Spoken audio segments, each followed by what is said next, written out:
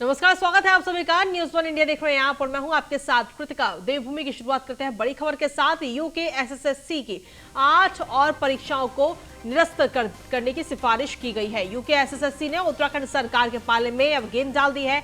UK SSC ने 8 परीक्षाओं की गोपनीयता पर संदेह जताया है। परीक्षाओं की जांच की जिम्मेदारी यूके एसएससी ने शासन पर डाली है और यूके एसएससी 8 में से 4 परीक्षाओं के रिजल्ट भी जारी कर चुका है और अब उन्हें निरस्त करने की सिफारिश की गई है। LTPA, कनिष्ठ सहायक और पुलिस रैंकर्स का रिजल्ट जारी हो चुका है। इसके अलावा वाहन चालक, अनुदेशक और मत्स्य निरीक्षक का अभी रिजल्ट नहीं आया है। मुख्य आरक्षी दूरसंचार भर्ती परीक्षा का रिजल्ट भी अभी जारी नहीं हुआ है और सभी परीक्षाएं विवादित भर्ती एजेंसी RMS टेक्नो सॉल्यूशंस ने कराई है। और इससे पहले में 12 परीक्षाएं निरस्त कर चुका है निरस्त सेवा चयन आयोग।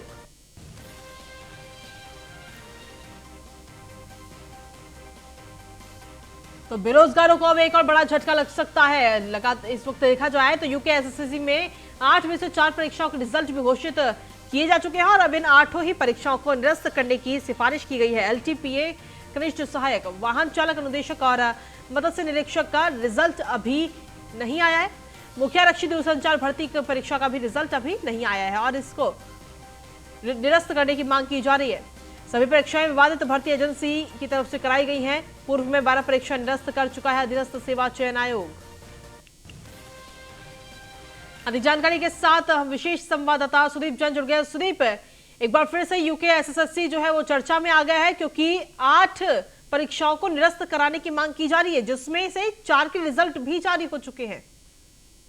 जी बिल्कुल, देखिए यूकेएसएससी के जो सेक्रेटरी हैं उनकी ओर से पत्र लिखा गया है कार्मिक को और कार्मिक विभाग से कहा गया है कि 8 परीक्षाएं ऐसी हैं जो पूर्व में हो चुकी हैं, संपन्न हो चुकी, इसमें कुछ के परिणाम भी आए हैं, पर जो कंपनी है लखनऊ की विवादित, जिसके डायरेक्टर और कई पदाधिकारी अरेस्ट भी हुए हैं, लिहाजा इन 8 परीक्षाओं को निरस्त करने की मांग यूकेएसएससी के जो सेक्रेटरी हैं उन्होंने कार्मिक विभाग को पत्र लिखकर की है। महत्वपूर्ण बात यह भी है कि इनमें कई परीक्षाओं का परिणाम घोषित हो चुका है और कुछ को एनओसी, कुछ की हाईकोर्ट में जो विवाद था वो भी निस्तारित हो चुका है। तो अब निश्चित तौर पे जो लोग नियुक्ति की राह देख रहे थे उन्हें थोड़ा इंतजार और करना पड़ सकता है। हालांकि सरकार क्या निर्णय लेगी इस पर अभी परिणाम आना बाकी है। जी, अब देखा जाए तो अब ये पूरी गेंद जो है वो सरकार के पाले में चली गई। अब डिपेंड करता है कि सरकार क्या कुछ फैसला लेगी। क्या इन परीक्षाओं को निरस्त कराया जाएगा या फिर वो जिन परीक्षाओं के रिजल्ट जारी हो चुके हैं उनको निरस्त ना करा के जो बाकी परीक्षाएं हैं उनको निरस्त कराया जाएगा। जी बिल्कुल, देखिए ये कार्मिक विभाग निर्णय लेगा कि आखिर अब इन पर निर्णय क्या लेना है, क्योंकि कार्मिक विभाग ही अंतिम निर्णय लेता है। जी, यूकेएसएससी की जो शक है या उनको जो संदेह है उसके आधार पर निर्णय लेता है जी, या कार्मिक विभाग स्वयं निर्णय लेता है, परीक्षण कराता है, ये आने वाला समय बताएगा। पर 8 परीक्षाओं के निरस्त करने के लिए जो पत्र लिखा है इससे बेरोजगारों के लिए एक बड़ी समस्या पैदा हो रही है।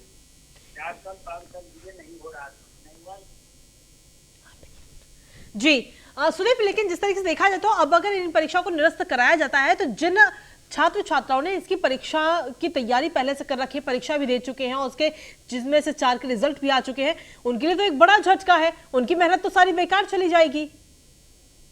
ये बात सही है, लेकिन सरकार भी ये तैयारी कर रही है कि सभी भर्तियां जो पूर्व में प्रस्तावित थी या ऐसी भर्तियां जिनकी विज्ञप्ति आई, परीक्षा नहीं हो पाई या परीक्षा हुई परिणाम नहीं आया, तो राज्य सरकार ने इसीलिए लोक सेवा आयोग को बीते दिनों कई भर्तियां ट्रांसफर की, जिसका कैलेंडर भी जारी हुआ, ताकि पारदर्शी तरीके से समस्त परीक्षा हो सके। निश्चित तौर पे ये परेशानी युवाओं के लिए है कि वो आखिर अब कहाँ जाएंगे और क्या उनको वक्त लगेगा। हालांकि सरकार ने कल कुछ और भी बड़े निर्णय लिए हैं। उसमें एक निर्णय ये भी है कि बीती परीक्षा जिसने दी और यदि वो रेज हो रहा है जी, तो 2 वर्ष पूर्व जो रिलैक्सेशन मिला था वो अब नई आवेदन में भी मिलेगा और नए आवेदन में प्रोसेसिंग फीस भी नहीं देनी होगी। लेकिन अगर देखा जाए तो खुद मुख्यमंत्री पुष्कर सिंह धामी ने कहा था कि किसी के साथ भी इस तरीके से बर्ताव नहीं होगा और जिन बच्चों ने पहले ही मेहनत करी है अपने इस परीक्षा के लिए उनकी मेहनत बेकार नहीं दी जाएगी। तो ऐसे में अगर इनको निरस्त करा जाता है तो उनकी वाकई मेहनत बेकार चली जाएगी। ये देखिए, ये अभी निर्णय होना बाकी है कि ये जी। निरस्त हो जाएगी या नहीं, क्योंकि कार्मिक विभाग को पत्र गया है। हाँ। कार्मिक क्या निर्णय लेता है, कार्मिक चूंकि मुख्यमंत्री का मंत्रालय के तौर पर मुख्यमंत्री के पास है, वो अपने ऑफिसर से क्या राय लेते हैं और उस पर क्या निर्णय होता है, ये समय बताएगा। और अगर ये परीक्षा निरस्त होती है तो दोबारा कब और कितनी जल्दी होंगी, जी। क्योंकि इसमें जो एक परीक्षा रैंकर्स वाली निरस्त होने की बात आ रही है, हाँ। उसको लेकर भी कुछ शिकायतें पीएसक्यू पहुंची हैं, लोगों में चर्चाएं हैं गड़बड़ होने की। जी। तो ऐसा नहीं है कि ये सभी परीक्षाएं बेदाग हैं, पर हम ये भी नहीं कह सकते कि सब में गड़बड़ है। अब निर्णय अंतिम सरकार को लेना है कि जी। वो क्या इन 8 परीक्षाओं को लेकर निर्णय लेगी। चलिए ठीक है, शुक्रिया तमाम जानकारी देने के लिए। तो कुल मिलाकर देखा जाए तो अब मुख्यमंत्री के पास में ही कार्मिक विभाग है और अब वही उन्हीं पर डिपेंड करता है कि वो इन 8 परीक्षाओं को निरस्त कराते हैं या नहीं, या फिर इनमें से जिन परीक्षाओं के रिजल्ट जारी हो चुके हैं उनको छोड़कर के बाकी 4 परीक्षाओं के निरस्त होंगे या नहीं, ये तो खैर आने वाला वक्त ही बताएगा कि मुख्यमंत्री क्या कुछ फैसला लेते हैं। पेपर लीक केस में उत्तराखंड अधीनस्थ सेवा चयन आयोग के पूर्व सचिव संतोष भटोनी समेत 5 लोगों पर मुकदमे के लिए शासन ने पुख्ता सबूत मांगे हैं। सतर्कता समिति की बैठक में मुकदमे के लिए जरूरी साक्ष्यों को जुटाने के लिए विजिलेंस को आदेश दिया गया है। इसके बाद ही मुकदमा दर्ज करने की अनुमति दी जाएगी। बता दें कि आयोग की स्नातक स्तरीय भर्ती परीक्षा के पेपर लीक मामले में एसटीएफ की रिपोर्ट के बाद पुलिस मुख्यालय ने आयोग के अधिकारियों के खिलाफ विजिलेंस जांच की सिफारिश की थी। शासन ने पूर्व सचिव संतोष भटोनी, परीक्षा नियंत्रक एनएस डांगी, अनुभागीय अधिकारी ब्रजलाल शाह, दीपा जोशी और कैलाश शाह की जांच विजिलेंस के हवाले कर दी थी। विजिलेंस बीते 1.5 महीने से इस मामले में जांच कर रही है। कुछ दिन पहले ही वित्तीय अनियमितताओं की बात सामने आ गई थी। शासन ने विजिलेंस को कुछ और पर्याप्त साक्ष्य जुटाने के लिए कहा है और इसके बाद ही मुकदमे की अनुमति दी जाएगी। वहीं शासन का मानना है कि इस मामले को हल्के में दर्ज नहीं किया जा सकता, पुख्ता साक्ष्य होने पर ही ठोस कार्रवाई की जाएगी। डायरेक्टर विजिलेंस के मुताबिक जल्द ही शासन को विस्तृत रिपोर्ट भेज दी जाएगी। देखिए, हम लोगों की जो जांच चल रही है उसमें हम लोगों ने कुछ दस्तावेज, कल हमारी एक बैठक थी उसमें हम लोगों ने सौंपी थी, जिसमें कि कुछ हमारे तरफ से कुछ कमियां थी जिसको हम लोग पूरा करके 1 वीक के अंदर दोबारा जांच करके दे रहे हैं। उसके बाद फिर हम आगे देखेंगे क्या क्या कार्रवाई इसमें होगी। हाँ, देखिए, अभी तक तो हमारे पास एविडेंस है, उसे हम एफआईआर कर सकते हैं, लेकिन हम लोग पूरे एविडेंसेस को और भी पुख्ता रूप से कलेक्ट कर रहे हैं, जितने जल्दी से कैसे होता है। देखिए, हम लोगों की जो जांच चल रही है उसमें हम लोगों ने कुछ और इसी पर अधिक जानकारी देने के लिए हमारे विशेष संवाददाता सुदीप जैन इस वक्त जुड़े हुए हैं। सुदीप, क्या कुछ ताजा अपडेट है इस पूरे मामले पर? मामले में हमने देखा कि पूर्व चेयरमैन आरबीएस रावत समेत उनके अन्य 2 साथी जो तत्कालीन एग्जाम कंट्रोलर और सेक्रेटरी से अरेस्ट हो चुके हैं। इसके बाद सरकार ने निर्देश दिए थे कि मामले में जो भी दोषी उनके विरुद्ध कार्रवाई की जाए। तो जांच कर रही एजेंसी ने पूर्व सचिव संतोष बड़ोनी व अन्य की भूमिका को संदिग्ध मानते हुए इनके विरुद्ध मुकदमे की अनुमति मांगी थी। अब चूंकि होता यह है कि यदि कोई सरकारी ऑफिसर है और वो ड्यूटी पर है सचिवालय में या किसी बड़े पद पर, तो चीफ सेक्रेटरी की अध्यक्षता में एक कमेटी होती है जो इस पर अपनी मंजूरी देती है। पर कल जो बैठक हुई उसमें कुछ साक्ष्य या कुछ कागजात कम थे विजिलेंस के, जिस पर कल कमेटी इनकी मांग से सहमत नहीं दिखी। हालांकि अब डायरेक्टर विजिलेंस सिन्हा का कहना है कि उनके पास पर्याप्त कागजात हैं और जल्द ही वो सबमिट करके जो मुकदमे और आगे की कार्रवाई की अनुमति चाहिए इन पूर्व सचिव संतोष बड़ोनी व अन्य के खिलाफ, उसके लिए वो प्रयास करेंगे और 2 से 3 दिन में ये अनुमति आ जाएगी। तो यूकेएसएससी में जो अभी तक भ्रष्टाचार हुआ है उसके खिलाफ एक बड़ी कार्रवाई राज्य सरकार कर रही है। इसी के क्रम में ये भी पूरी कार्रवाई चल रही है। ठीक है, धन्यवाद तमाम जानकारी देने के लिए सुदीप। उत्तराखंड में राजस्व पुलिस, रेगुलर पुलिस के बाद अब टूरिस्ट पुलिस के गठन को भी लेकर चर्चा तेज हो चुकी है। हालांकि राज्य सरकार राजस्व पुलिस व्यवस्था को समाप्त करने की तैयारी कर रही है, लेकिन वहीं पर्यटन विभाग की समीक्षा बैठक में मंत्री सतपाल महाराज ने टूरिज्म पुलिस के गठन को लेकर प्रस्ताव बनाने के निर्देश विभागीय अधिकारियों को जारी कर दिए हैं। सतपाल महाराज का कहना है कि प्रदेश में पर्यटक बड़ी संख्या में आते हैं और साथ ही 4 धाम यात्रा में भी तीर्थयात्रियों का आंकड़ा 40 लाख को पार कर गया है, जिसको देखते हुए टूरिज्म पुलिस की जरूरत पड़ी है। 4 धाम यात्रा पर भी चर्चा हुई है। इसमें अभी बहुत बड़ी यात्रा हमारी हुई है जिसमें 42,90,778 यात्री आए हैं और ये मैं समझता हूं कि सीजन के अंत तक ये करीब हमारी 45 लाख पहुंच जाएंगी। इस यात्रा को और भी अच्छी तरीके से चलाने के लिए हम लोग काम कर रहे हैं और ये आवश्यकता महसूस हुई है कि इसमें हम पर्यटन पुलिस को लाएं, जिससे कि जो हमारे बहुत से जो हमारे होम स्टे चल रहे हैं, टूरिस्ट सेंटर चल रहे हैं, क्या क्या गतिविधियां इसमें हो रही हैं, उसकी मॉनिटरिंग करने के लिए जहां जहां रेवेन्यू पुलिस है, रेगुलर पुलिस नहीं है, वहां पर कम से कम हम अपनी जानकारी प्राप्त करें और क्या वहाँ एक्टिविटी हो रही है उसको देखने के लिए चारधाम यात्रा। हमारे देश में वन्य जीवों के लिए सबसे सुरक्षित माने जाने वाले राजाजी नेशनल पार्क से अब बाघ धीरे धीरे गायब हो रहे हैं। ताजा मामला उस बाघिन का है जिसे हाल ही में कॉर्बेट नेशनल पार्क से राजाजी में लाया गया था। और हैरानी की बात यह है कि पिछले लंबे समय से इस बाघिन को ट्रैक नहीं किया जा सका है और जिम्मेदार अधिकारियों को कई दिनों के बाद भी जाकर इसकी जानकारी दी गई। उधर बाघिन के लापता होने के बावजूद राजाजी नेशनल पार्क के निदेशक साकेत बरोला ट्रेनिंग के लिए विदेश रवाना हो चुके हैं। अब यह मामला इसलिए और भी ज्यादा गंभीर हो जाता है क्योंकि राजाजी नेशनल पार्क में इससे पहले भी एक बाघ लापता हो चुका है जिसका सुराग आज तक नहीं लगाया जा सका। क्या है पूरा मामला, दिखाते हैं आपको हमारी इस खास रिपोर्ट में।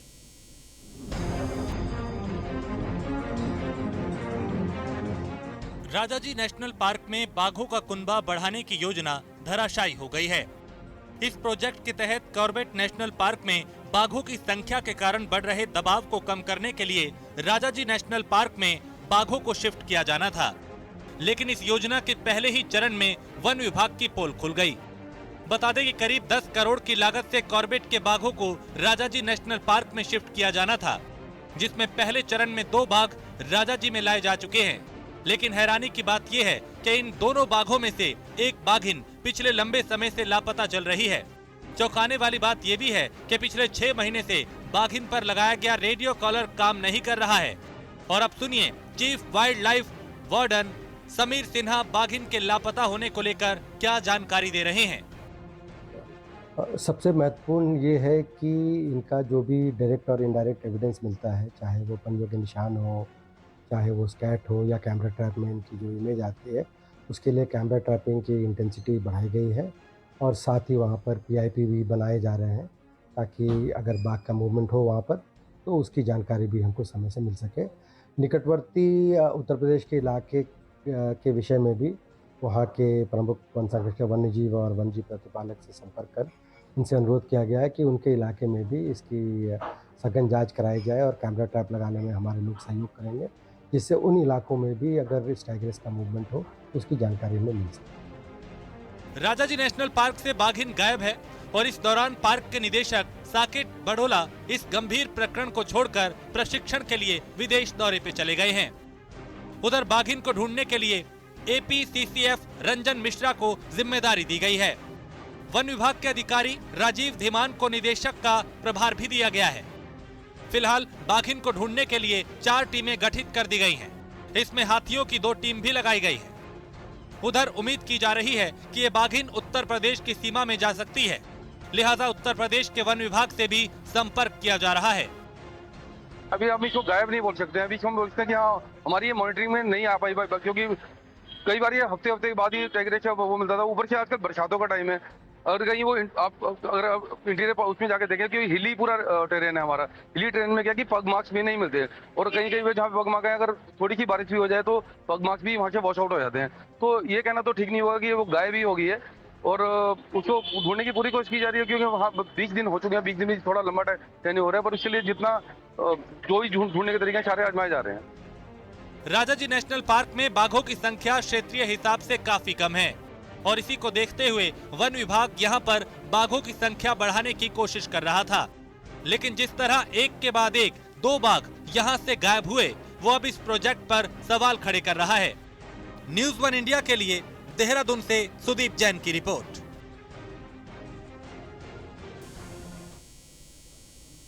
पर्यटन विभाग की समीक्षा बैठक में अगर योजना परवान चढ़ती है तो फिर चारधाम यात्रा में यात्रियों की संख्या को सीमित करने की तैयारी विभाग ने शुरू कर दी है। चारधाम यात्रा में इस बार यात्रियों का आंकड़ा 40 लाख को पार कर गया है, जिसको देखते हुए मंत्री सतपाल महाराज ने अधिकारियों को एक बार यात्रा का फॉर्मूला अपनाने के निर्देश दिए हैं। तो वहीं चारधाम यात्रा के लिए होने वाले रजिस्ट्रेशन को भी आधार से लिंक करने के आदेश दिए गए हैं।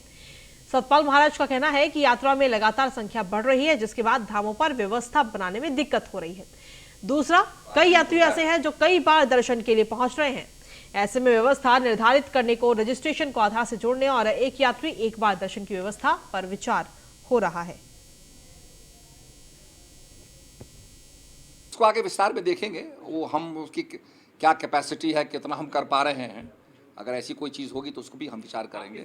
ऑल्टरनेट नहीं, अभी मैं उसको कुछ नहीं कह पा रहा हूँ, क्योंकि इसको जब तक हम स्टडी नहीं करेंगे, आधार कार्ड से जोड़ने के बाद आपको ये स्टडी मिल जाएगी कि कौन आदमी कितनी दफ़े आ रहा है, तो ये स्टडी के बाद ही हम कुछ कह पाएंगे।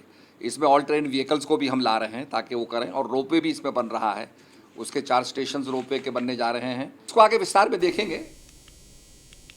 वहीं पौड़ी जिले के कलजी खाल ब्लॉक के प्राथमिक विद्यालय पल्ली के मरम्मत की मांग को लेकर ग्राम प्रधान ने जिला शिक्षा अधिकारी से मुलाकात की।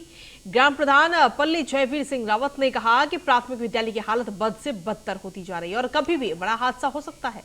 उनके द्वारा बीडीसी की बैठक में भी इस बात को प्रमुखता से रखा गया था, लेकिन अभी तक कोई समाधान निकलकर नहीं आया है और अब उन्होंने जिला शिक्षा अधिकारी प्रारंभिक शिक्षा से आग्रह किया है कि कोई अप्रिय घटना घटने से पहले इस विद्यालय की मरम्मत का कार्य शुरू करवाया जाए।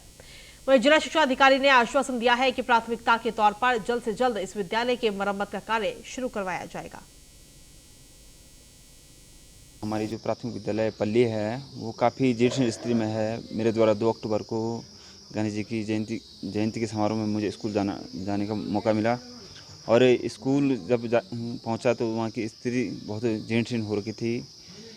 स्कूल की 4 दीवारी क्षतिग्रस्त हो रखी थी। स्कूल की जो अंदर की दीवारें हैं जहाँ बच्चे पठन पाठन करते हैं वहाँ पूरा प्लास्टर झड़ चुका था। ऊपर से छत के पूरे टुकड़े निकल रखे थे, जिसमें कि प्रधानाध्यापक द्वारा बताया गया कि ये स्कूल काफ़ी दयनीय स्थिति में हो चुका है। उसके पश्चात शौचालय का निरीक्षण किया गया तो शौचालय भी काफ़ी जीर्ण स्थिति में है, जिसके मेरे द्वारा बेसिक शिक्षा अधिकारी जी को उस लेटर में पूरे डॉक्यूमेंट के साथ, पूरे फोटोग्राफ के साथ ज्ञापन दिया गया है। उन्होंने आश्वासन दिया है कि शीघ्र इसे विद्यालय का जीर्ण किया जाएगा, मरम्मत की जाएगी। ग्राम प्रधान जी ने राजकीय प्राथमिक विद्यालय पल्ली मल्ली का जीर्ण भवन की प्रस्ताव उपलब्ध कराया है, जो कि आपदा मद में हम उसको डाल रहे हैं और बृहद मरम्मत के अंतर्गत। और पूर्व में भी सभी खंड शिक्षा अधिकारियों के माध्यम से जीर्ण भवनों की स्थिति और प्रस्ताव मांगे गए थे, जो हम नाबार्ड के द्वारा उनको प्रस्तावित करें। ग्राम प्रधान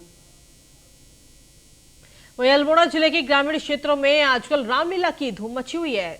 धौल छीना की रामलीला, जिसमें ग्रामीण कलाकार अपनी विधा को परंपरागत तरीके से कला का अद्भुत प्रदर्शन करते हैं और भगवान राम के विधाओं का गुणगान करते हैं। इस रामलीला का शुभारंभ विधायक मनोज तिवारी द्वारा किया गया। रामलीला में यहाँ के युवाओं द्वारा किया, जिसमें लड़कियों व लड़कों द्वारा पात्रों का मंचन किया जा रहा है। इस मौके पर विधायक ने कहा है कि सनातन धर्म संस्कृति को संरक्षित करने में ग्रामीण क्षेत्रों की रामलीलाओं का विशेष महत्व है। किसान अपने कृषि कार्य के बाद धार्मिक अनुष्ठान करते हैं।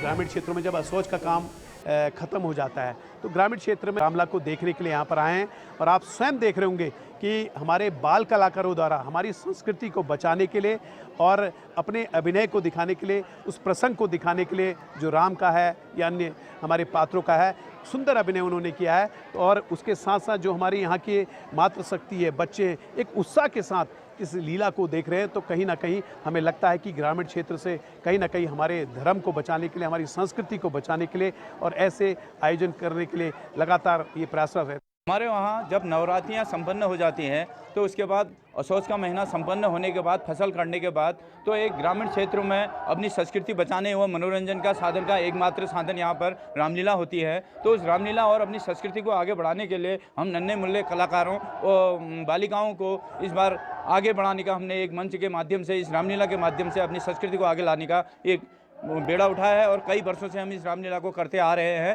और हमारा मेन उद्देश्य यही है कि हमारी संस्कृति और हमारी ये जो सभ्यता है ये बरकरार रहे हमारे। और खबरों का सिलसिला न्यूज़ 1 इंडिया पर यूं ही लगातार जारी है। फिलहाल देवभूमि में इतना ही। नमस्कार।